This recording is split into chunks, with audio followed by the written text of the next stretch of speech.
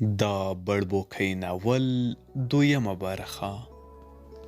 ځوان سلام وګرځاوه، صدر یې ټول کړ، ولاړ شو، سترګې یې رډې راوختې. ماریا د کېږدۍ څنګ ته ولاړه وه، ګڼ کوچنی کمیس یې په تن و. د کمیس په لمنې پورې یې سپینو روپیو ټال خوړ، لستوڼو ته یې ګړنګوړګان ور لوېدلي وو او ټټر یې له شنو مریو ډک و. ځوان نږدې ورغی، نجلۍ ته یې په لومړي ځل په ځیر وکتل. ښه ورته ښکاره شوه، هسکه غاړه یې درلوده، ټټر یې راوتلی و او په ډکو سرو شونډو یې یوه خوږه مسکا پرته وه. ځوان جټکه وخوړه.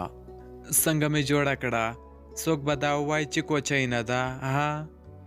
ځوان خپلې خور ته وکتل، تر څنګ یې ولاړه وه، ویې خندل. بالا یې بالا.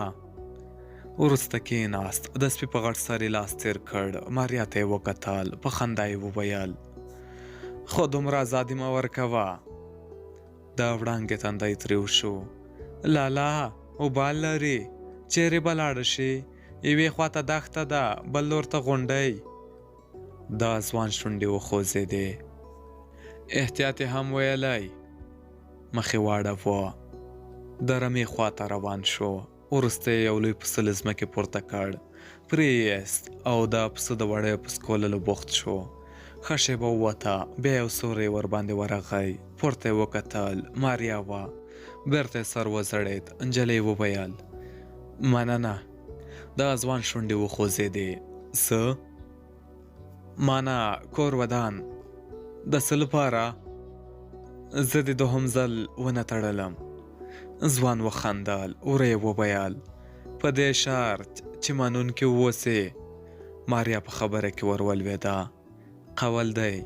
ځوان وویل: زه سمه ده، باور به وکم. خو غلی شو، پسه یې په بل مخ واړاوه.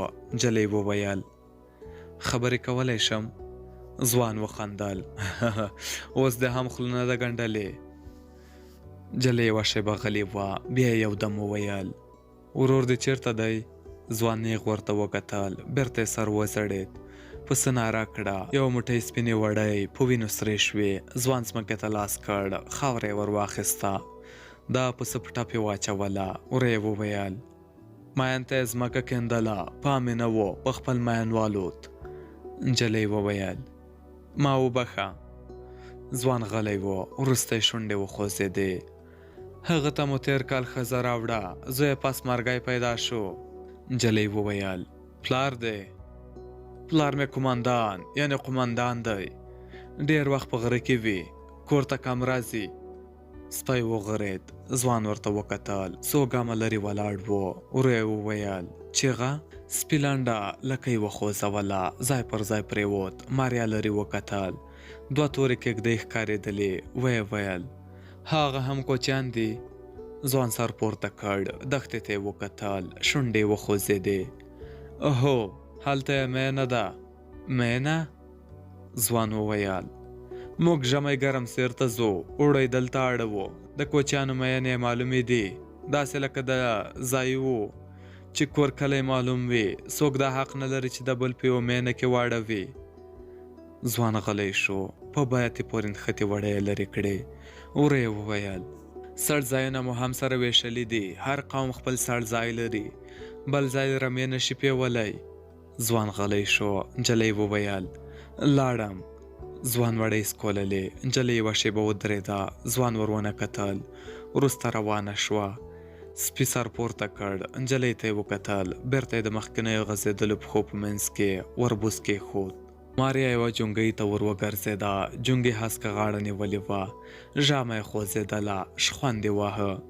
یوه شېبه له جونګي سره ودرېده، بیا یې وړانګې ته پام شو. پیاز یې سره وروړل، ورغله، د هغې تر څنګ کېناسته. ورو یې وویل: په اشپزي کې څنګه یې؟ زه؟ دیګ کولی شې؟ وړانګې وخندل، لندې غټې سترګې ور واړولې. ورو یې وویل: په ښوروا کې تکړه یم. ماریا کاسې ته وکتل، د پیازو په غوڅو شویو ځایونو باندې دا چاړې تورې خیرې ښکارېدلې. دا وخت یو غږ شو، دوې ټیټې هلیکوپټرې راغلې. ځوان منډه کړه. ماریا تر مټ ونیوله. دواړه کېږدۍ ته ننوتل. دروند غږ کېږدۍ ولړزوله. ماشوم وچونګېد. ځوان سوړ اسویلی وایست. د ماریا سترګې رډې راختلې وې. بوډۍ د هغې نګوره وړانګه کېږدۍ ته ورننوتې. دوی ورخطا وې. ځوان ماریا ته مخ ور واړاوه. ورې وویل ته به مو په بلا وخورې. ماریا په حیرانۍ ورته کتل. وړانګې په خواره خوله وویل تیارې وې تېرې شوې. ځوان چیغه کړه پلار مې ولې خپله کورنۍ په بلا خوري؟ بل ځای نه و. یوه شېبه غلی شو. بیا یې ورو وویل باید احوال ورکړم. دا نجلۍ دلته نشي پاتې کېدای. ماریا په منډه له کېږدۍ ووته. لاړه. لرې په یوه لویه ډبره کېناسته. دښتې ته یې وکتل. لویه دښته وه. پای نه معلومېده. تر یوه ځایه خړې سپاندې ولاړې وې. وروسته سپېرې شګې ښکارېدې. بېرته یې سر وځړېد. تر یوې وړې تیږې د سرمښکۍ خړه لکۍ راوتلې وه. څنګ ته یې تور مېږیان لیکه روان و. یو دم یې پر اوږه لاس ولګېد. ورمېږي کوږ کړ. څنګ ته یې وړانګه کېناسته. تر ډېره غلې وه. وروسته ماریا په ژړغوني غږ وویل هغوی به مې ووژني. وړانګې د نجلۍ په ورانه لاس کېښود. شونډې یې وخوځېدې. غم مه کوه زه خو یم. ماریا د هغې پر اوږه سر ولګاوه. یو دم یې وژړل. وړانګې د نجلۍ په تورو ویښتو کې ګوتې تېرې کړې. ورې وویل زړه دې غټ ونیسه. ماریا ژړل. وړانګې په حیرانۍ وویل ولې دې لاس ونیو؟ دا ماریا شونډې وخوځېدې. وږې نه یم. خو تا هېڅ هم نه دي خوړلي. سهارنۍ ډوډۍ مې ماسپښین له غولې راپورته کړه. ځوان په ډکه خوله وویل څه یې کوې؟ زړه ته بیانه کېږي. ماریا ولاړه شوه. 2-3 ګامه لرې کېناسته. د باندې یې وکتل. اسمان له سپینو ستورو ډک و. بېرته په کېږدۍ کې ناستو کسانو ته یې سترګې واړولې. تر دسترخوان 4 تنه راتاوول. ځوان له لندې ډوډۍ ګوله جوړوله. بوډۍ د ښي لاس ګوتې په خوند څټلې. 2 نورو کوچیو هم ډوډۍ خوړله. وروسته د غوښې د وېشلو وار راورسېده. ځوان په یو پاسې 4 برخې کېښودې. وړانګې په بیړه وویل ماریا دې هېره شوه. دا ځوان شونډې وخوځېدې. مړه ده. بوډۍ وویل ما ته سپینه غوښه راکه. ځوان د ښځو تر مخ په پرتو پاستو یوه برخه کېښوده. وړانګې پاستې ته لاس کړ. ولاړه شوه. دا ماریا تر څنګ کېناسته. ورې وویل غوښه در واخله. ماریا په مړاوي غږ ځواب ورکړ مړه یم. ځوان هغې ته وکتل. دا مخ پر خوا یې د لمپې رڼا لګېدله. بېرته یې سر وځړېد. ورې وویل دومره یې مه نازوه. ښه شېبه ووته. کاسې پورته شوې. دسترخوان ټول شو. وړانګې هډوکي او ماته ډوډۍ د باندې وویستل. د غوړو په یوه سکڼل شوي زاړه ټیم کې یې واچول. ورې وویل تو سپي منډه ور واخیسته. کوچۍ بېرته کېږدۍ ته ننوته. ځوان ولاړ شو. موټرسایکل یې وښوراوه. په ټانکۍ کې یې تیل وچړپېدل. بوډۍ وویل چېرته ځې؟ ځواب یې ورکړ مرکز ته. غلی شو. ماریا ته یې وکتل. ویې ویل پلار ته وایم چې دا بلا له دې ځایه ورکه کړي. وړانګه په خبره کې ور ولوېده. نه دا ځای ورته ښه ده. په کومه بلا یې ونه خوري. ځوان ورو وویل په موږ یې څه؟ که یې وژنې که یې بل ځای ته بیایي. خو دلته نشي پاتې کېدای. دا وړانګې سر وځړېد. وبه لرې. دا بوډۍ ګونځې شونډې وخوځېدې. شرګوله زویه خور دې بده خبره نه کوي. تور سارې ده. وړانګې په بیړه د خبرو وار ونیوه. په خواستې وویل خدای که یې د تیارو پلار رانه وپېژني. ته ورته وګوره سمه دمه کوچۍ ده. ځوان یوه شېبه ودرېد. موټرسایکل یې پرېښود. له کېږدۍ ووت. وړانګې ماریا ته وکتل. د هغې په سترګو کې اوښکې ولاړې وې. ورې وویل له وروره مې خوا مه بدوه. په زړه کې څه نه لري. بس لږ کاوړي یعنې غوسه ناک دی. یوه شېبه غلې وه. بیا یې د نجلۍ لاس ونیوه. ویې ویل راځه چې د باندې ووځو. ښه باد لګېږي. پام به مو غلط شي. ماریا ولاړه شوه. دواړه له کېږدۍ ووتې. 100 ګامه لرې په یوه لویه ډبره کېناستې. نرم باد چلېده. چوپه چوپتیا وه. یوازې کله کله به په غاښونو د هډوکو د ماتېدو کړه ساه پورته شوه. او ډېر لرې به یو شغال ناره کړه. دواړه تر ډېره غلې وې. بیا ماریا سوړ اسویلی وایست. په مړاوي غږ یې وویل مور مې ډېره یادېږي. وړانګې په غاړه لاس ور واچاوه. یوه شېبه غلې وه. بیا یې سوړ اسویلی ویست. په خوا بدې غږ یې وویل ته بختوره یې، مور لرې، خو زه. غلې شوه. ماریا ور وکتل. پر تندې یې د ستورو تته رڼا پرته وه. وړانګې خبره پسې وغځوله. خو زه مور نه لرم. هغه 2 کاله مخکې غونډال وچېچله. انا مې رنګارنګ بوټي ورته وټکول. ښه نه شوه. دوهم سهار ته مړه پرته وه. وړانګه غلې شوه. یو دم یې په غږ کې بدلون راغی. په خندا یې وویل اوس دا د غم خبرې پرېږده، زړه مه خوره، خدای مهربان دی. په لنډه فاصله کې کوکه شوه. ماریا جټکه وخوړه. سپي وغپل. منډه یې واخیسته. تر یوه ځایه لکه سیوری داسې ښکارېده. وروسته په تیارې کې ورک شو. ماریا وویل دا غږ د څه و؟ وړانګې وخندل د شغال. دلته شغالان ډېر دي. د ورځې په غونډیو کې د ډبرو سیوري ته پراته وي. ماښام تیارې هوارې ته راځي. تر سپې د چاو د بوی کاږي. تر څو پسرلی او شغال. ماریا په خبره کې ور ولوېده. ویې ویل ورور دې څنګه سړی دی؟ وړانګه یوه شېبه غلې وه. وروسته یې وخندل ډېره ورنه ډارېږې؟ ځواب یې وانه ورېده. وړانګې وویل زړه مه خوره، بد سړی نه دی. 100 کاله له کوره ورک و. په مدرسه کې سبق وایه، بیا په کور کې ناست. په چا کار نه لري، خپله رمه پیایي. تیر کال یو څه وخت ټوپک ګرځاوه. 100 ځله سړک ته ولاړ. یو وار پر مټ ولګېده. نه منع کېده. خو کله چې مې مشر ورور پر ماین وخوت، پلار مې ټوپک ورنه یووړ. ویل چې په کور کې یوازې تورساري دي. ده هم څه ونه ویل او د پلار خبره یې ومنله. وړانګه غلې شوه. یو دم یې وپوښتل خوب درځي؟ د ماریا شونډې وخوځېدې. هغه ستوري وینې؟ کوم؟ لمر لوېدو ته تر نورو یو څه غټ دی. وړانګې وخندل هو، موږ یې د ماښام ستوری بولو. ماریا وویل تر اوسه مې دومره روڼ ستوری نه ولیدلی. ښکلی دی.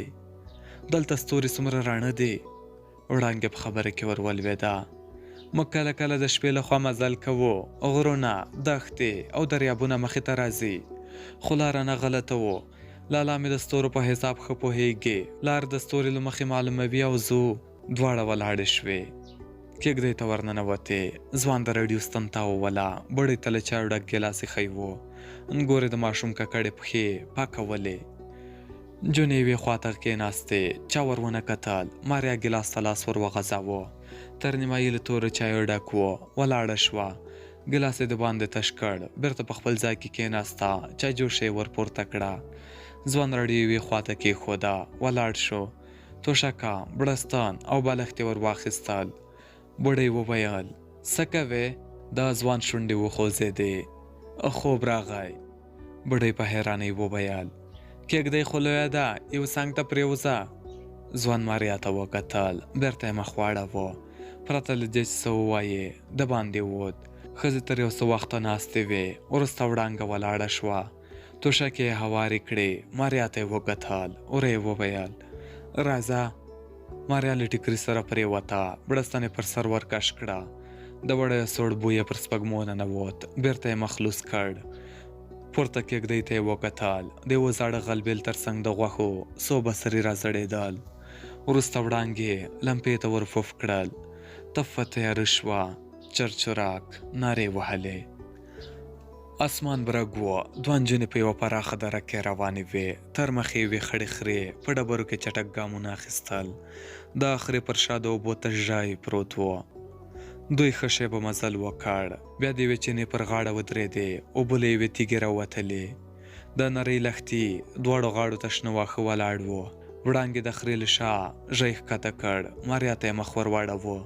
هغه څو ګامه لرې ولاړه وه. ورو ورو غږېدله. وړانګې په خندا وویل ولې له ځان سره ګډه یې؟ د ماریا شونډې ورپېدې. څه؟ ما ولیدې خپل ګریوان ته دې خوله نیولې وه. تا خبرې کولې. ماریا یوه شېبه غلې وه. بیا یو دم وخندل. ما دعا ویله. وړانګه له خندا شنه شوه. خدای که دې په یوه خبره پوه شوی یم. انګریزي وه؟ وړانګې هماغسې په خندا وویل په انګریزي دعا ویل کېږي. ماریا غلې وه. وړانګې وویل موږ په اوبو پسې څومره لرې راځو ها؟ ماریا سړه ساه واخیسته، د لښتې پر ژۍ کېناسته، تر رڼو اوبو لاندې زیږه شګه پرته وه. د شګې پر سر د ګوتې په اندازه کوچنیو خړو ماهیانو لکۍ وهلې. وروسته یې اوبو ته لاس ور وغځاوه، سړې وې. یوه لپه یې مخ ته واچوله، له سپینې لنډې زنې یې راڼه څاڅکي وڅڅېدل. اوږدې ګوتې یې په تورو ویښتو کې تېرې کړې، بله لپه یې مخ ته ور واچوله. نرۍ وروځې یې لندې وې. بیا یې وړانګې ته وکتل. ژېته یې په لپه اوبه ور واچولې. ماریا وویل: وېرېږم. وړانګې وخندل. ولې؟ که د ورور خبر شو نو بیا نه خبرېږي. ماریا یوه شېبه غلې وه. بیا یې وویل: اوس به یې رمه راوستې وي، ناوخته شو. د وړانګې شونډې وخوځېدې. دا دی، ژای ډکېدو ته نږدې دی. ماریا مخامخ وکتل. غونډۍ ټیټې وې، ځای ځای سپاندې او هسک اغزي باد ښورول. لرې پر یوه غټه ډبره 2 صحرایي کوترې ناستې وې. په ټوله دره کې چوپه چوپتیا وه. یوازې یوې کوترې غومبرې وهلې.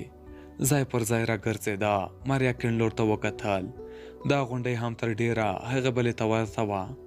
یوازې کوترې نه وې. ښي لور ته یې مخ ور واړاوه. رنګ یې والوت. په بیړه یې وویل: وړانګې. وړانګې وخندل. پرته له دې چې سر پورته کړي، شونډې یې وخوځېدې. دا دی، ډک شو. ماریا چیغه کړه: ورور دی. وړانګې په بیړه سر پورته کړ. شېرګل منډې ور وهلې. ولاړه شوه. د ماریا مخې ته ودرېده. په رېږدېدلې غږ یې وویل: زړه دې غټ ونیسه، تا ته څه نه وایي. لنډه شېبه ووته. شېرګل را ورسېد. ساه یې لنډه لنډه کېده. سترګې یې رډې راختلې وې. لاس یې پورته کړ. چیغه یې تر خولې راووته: تا ته چا وویل چې دا پلیته دلته راوله؟ کوترې والوتې. یو کړس شو. وړانګه کیڼ لور ته ړنګه شوه. شېرګل دوهم ځل لاس پورته کړ. ماریا پر نجلۍ ور پرېوته. چیغه یې کړه: ما. شېرګل لاس ونیوه. په زوره یې وویل: هاخوا شه که نو. ماریا په بیړه ولاړه شوه. یو ګام یې واخیست. د سړي تر مخ ودرېده. چیغه یې کړه: که نه نو څه؟ ها، په ښځو لاس پورته کوې بې غیرته.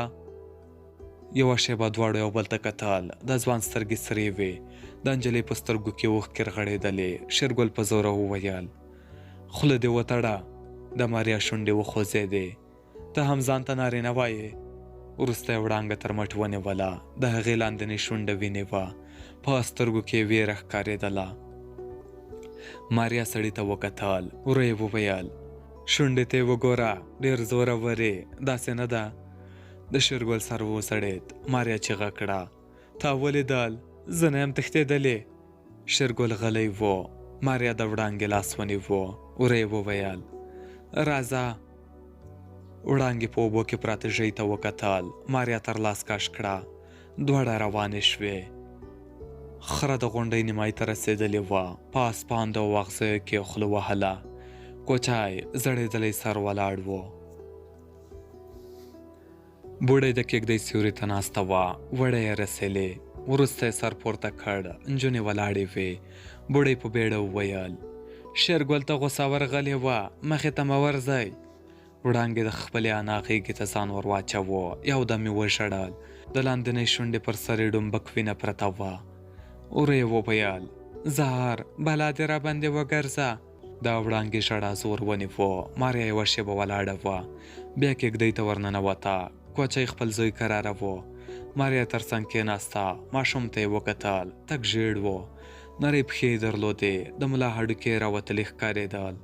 ماریا وویل: څه شی ورکوې؟ د ښځې شونډې وخوځېدې. د وزې شیدې. ولې خپلې؟ کمې دي، مړولی نه شم. ماریا یوه شېبه غلې وه.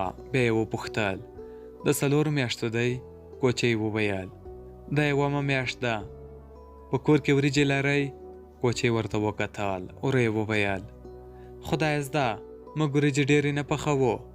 ماریا وویل: که ماشوم له 4 میاشتو وروسته شوله، په شیدو کې لانده ډوډۍ او داسې نور پاسته خواړه وخوري، ګټه ورته لري. کوچۍ هماغسې په حیرانۍ ورته کتل. ماریا پر اوږه لاس ورکېښود.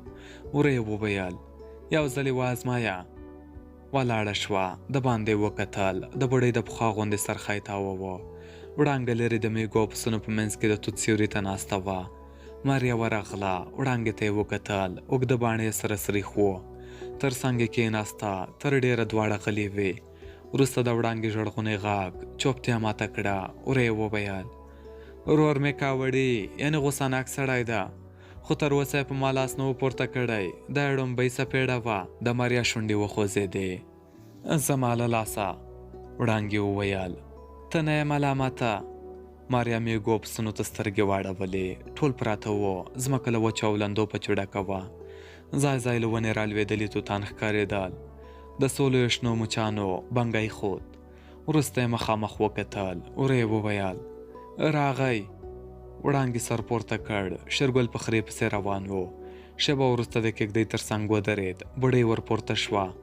لاسونه یې خوځېدل، خو غږ یې نه راته. یوه شېبه سره ودرېدل. بیا شېرګل کېږدۍ ته ننوت. بېرته راووت. نېغ د توت خواته روان شو. شېبه وروسته د خپلې خور تر څنګ کېناست. سر یې وځړېد.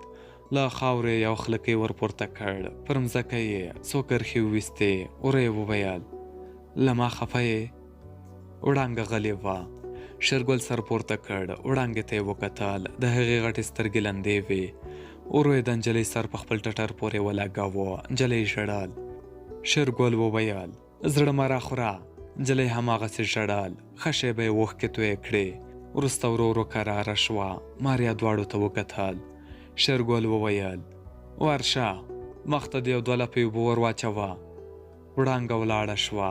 شېرګل پسې کتل. نجلۍ کېږدۍ ته نږدې ایښې ګړۍ ته ور وګرځېده.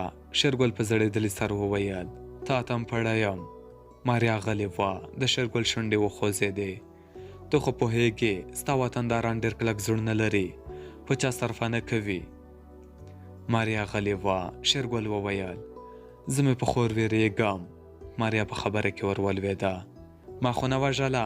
د شېرګل سر وځړېد. ورو یې وویل: تېر کال د توتانو په وخت کې یوه تیاره راغله. هغه وخت چینې ته نږدې یوه کېږدۍ ولاړه وه. نه پوښتنه، نه بازخواست. لوی به مې پرې راواچوو. د پسونو او انسانانو غوښې مو نه شوی سره بېلولې. ځوان غلی شو. نجلۍ ورته وکتل. څېره یې نیولې وه. ځوان وویل: دا اندېښنه به تر هغو راسره وي تر څو چې ته دلته یې. ماریا وویل: ژمنه کوم، کورنۍ به دې له خطره لرې وي. شېرګل ورته وکتل. شونډې وخوځېدې. له کومه داسې ډاډه یې؟ نجلۍ ورخطا شوه. یوه شېبه غلې وه. یودم یې وخندل. نه پوهېږم، زړه مې همداسې راته وایي. ځوان وخندل. ماریا وویل: ته دومره بد هم نه یې، په خندا کې ښکلی ښکارې. د دواړو سترګې سره وجنګېدې. د شېرګل سر وځړېد. ماریا ولاړه شوه. ورې وویل: په ما باور وکه، نه تښتم. شېرګل پر خاورو لیکې ایستلې. شېبه وروسته یې سر پورته کړ. ماریا روانه وه. ده تر هغو پسې کتل چې نجلۍ کېږدۍ ته ننوته.